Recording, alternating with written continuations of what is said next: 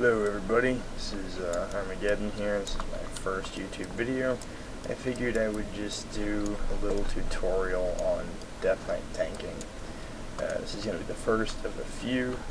I just wanted to run through some glyphs and some talents to show, differences.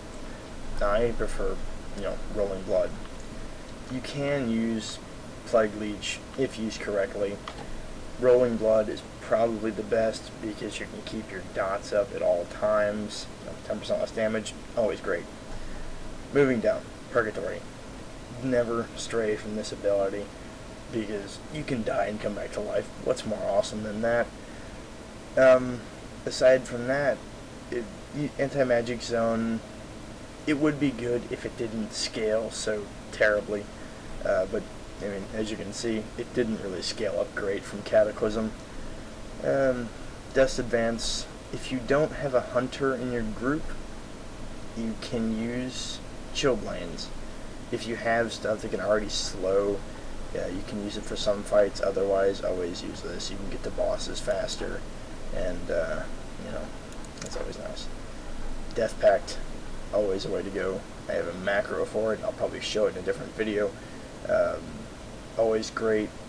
Can practically heal yourself to full health with the damn thing. So, the next, you can use Blood Tap or Runic Corruption. I find Blood Tap a micromanagement, and if you're not a high tier raid tank, you can probably still get along with Blood Tap.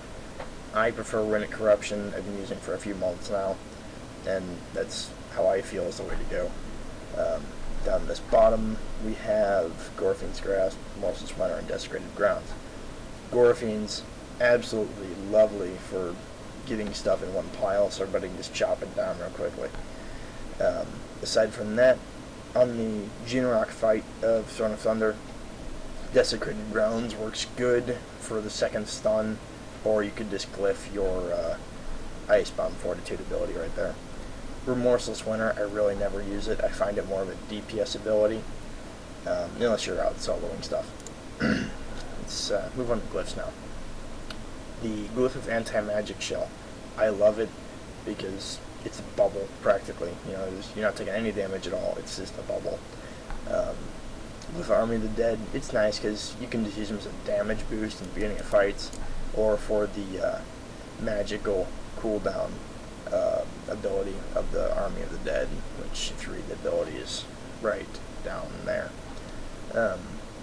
So I always use that. Path of Frost is nice. You can fall a little bit farther and not splat yourself. Resilient Grip, I really never find to work. I've death gripped many things that have been immune, quote unquote, and it still had to go through the full cycle of resetting itself. Glyph of Dancing Rune Weapon, you don't have to use that unless you have threat issues. I tank with a druid, so it gets a bit difficult at times. Glyph of Pestilence is nice.